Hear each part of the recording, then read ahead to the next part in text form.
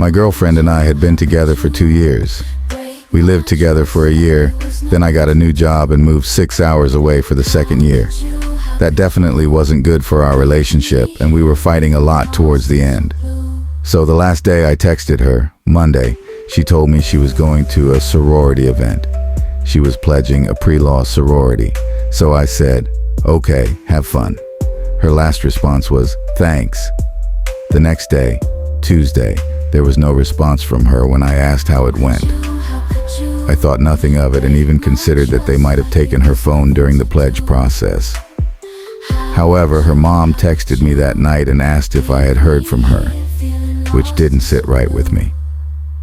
The next morning, she didn't show up to work, and that's when I called the police. It was only then that I found out she hadn't come home Monday night or Tuesday night. I was at work that day, and I couldn't focus at all. I had no idea what had happened to her or where she was. Her phone was dead, and the police couldn't trace it.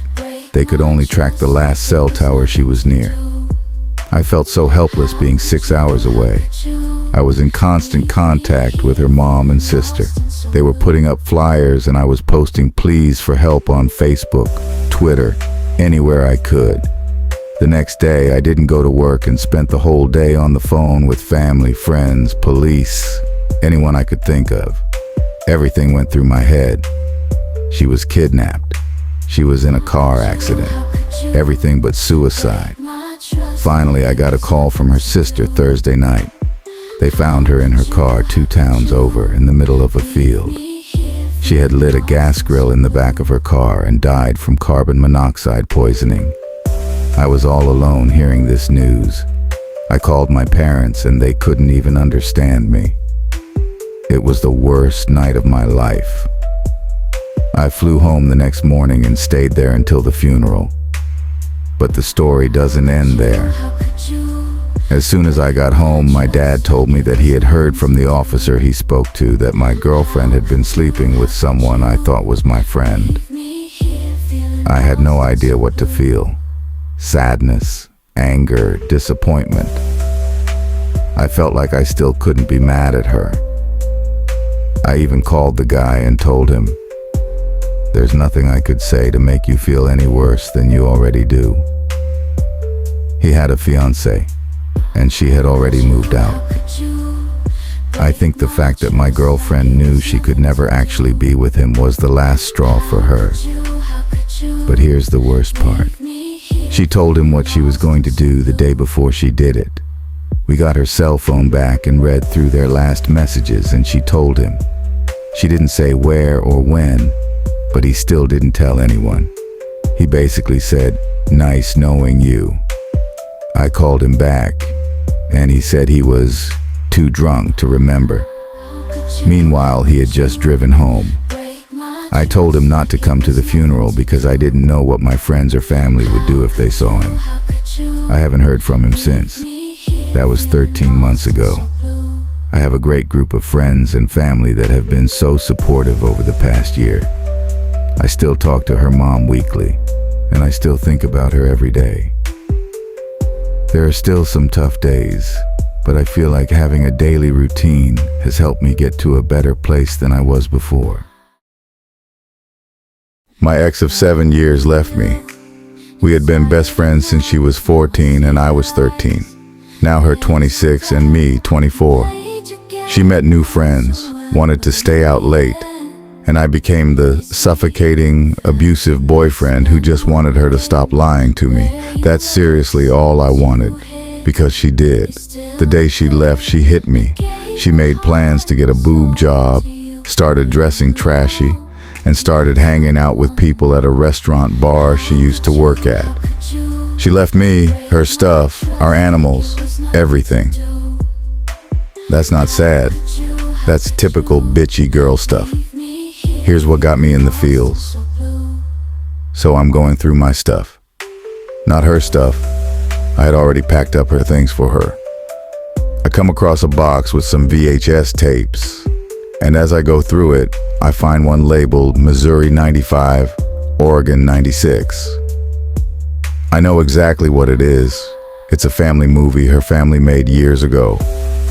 I had once asked to see her when she was a kid, and she actually contacted them to send it over. What I didn't explain is that my ex had a fucked up childhood and had run from literally every familial relationship in her life. Contacting them was a big deal. I remember being so anxious about watching it. I never liked her family. But then I remember the video panning to her. This beautiful little quiet tomboy, skin so dark from a summer tan, reddish brunette hair, and the most adorable smile I'd ever seen. That was Oregon. In Missouri, she was 10, summer of '96. She was a pretty little girl, still tan, sitting eagerly as her grandmother made her a birthday dress. She was beautiful in a way I could never describe, so quiet and reserved, but sweet, curious, genuine. These are just the memories of me watching it.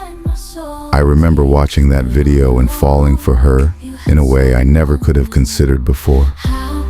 I realized it then. When I looked at her in that video, I loved everything about this girl's life. I don't know what broke my heart more. The fact that my ex left that tape behind without even considering or remembering its existence, or the idea that I was so bad that she'd rather lose the tape and part of her childhood if it meant getting rid of me completely. I've considered sending it to her, but I don't have her address or new phone number because she refused to give them to me. I'm getting over her, just not the shit she put me through.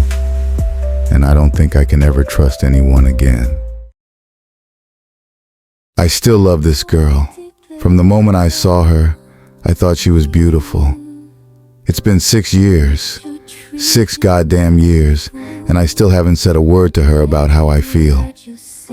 I'm 17, a senior, and I've loved this girl since grade 7, for 6 years. This is my story. I met her in grade 7. She was my first kiss, and now that I'm a senior, I want her more than ever. She's ridiculously popular, and every guy comments about her ass, her body, or how hot they think she is.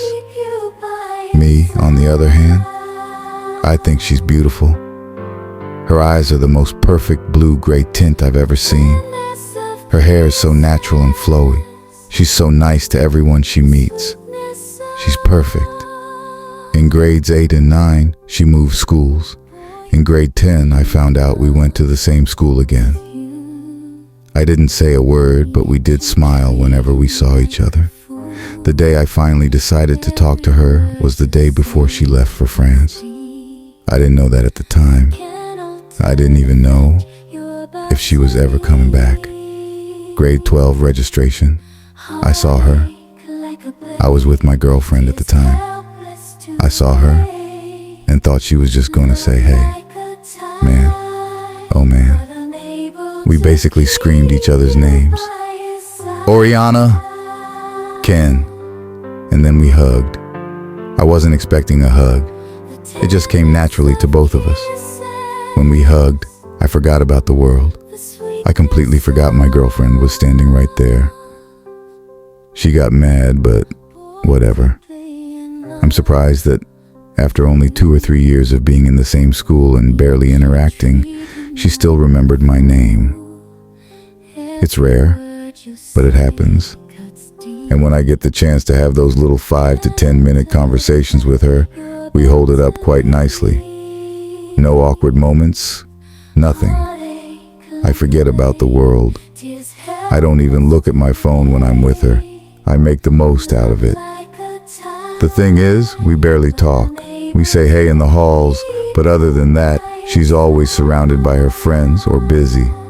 And now I've run out of time. Semester 2 is coming, which means finals are only a few weeks away.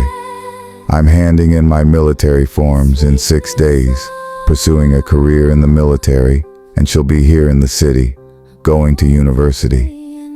I'll be thousands of miles away from her, while she may be with another guy. If I had the chance, I would tell her everything. We have this spare room at our school, and honestly, in those 80 minutes, I would tell her how I've felt about her for the past 6 years. I wouldn't hesitate.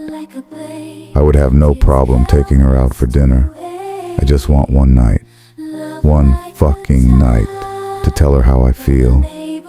No cell phones, no distractions, just us.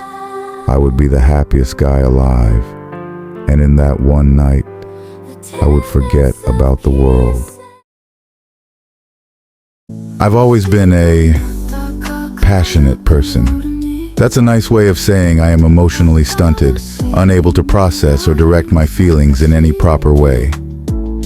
By the time I reached my sophomore year of high school, I had spent my entire romantic life desperate for love, male or female. I had, and still have, some serious issues. Then I met Shannon. Shannon was thick, beautiful, amazing, and broken. We connected on so many levels. While I had spent years longing for any chance at love, she took every opportunity. Her list of exes, both male and female, was longer then than mine is even now, 8 years later. She filled her loneliness with sex and hope, and I identified with her longing so much. We were best friends for a long time, but eventually I found a confidence I never had before. I became forward, and she was very accommodating. Shannon was my first in every possible way, sexually, emotionally, just everything. She made me a better person, but she couldn't fix me.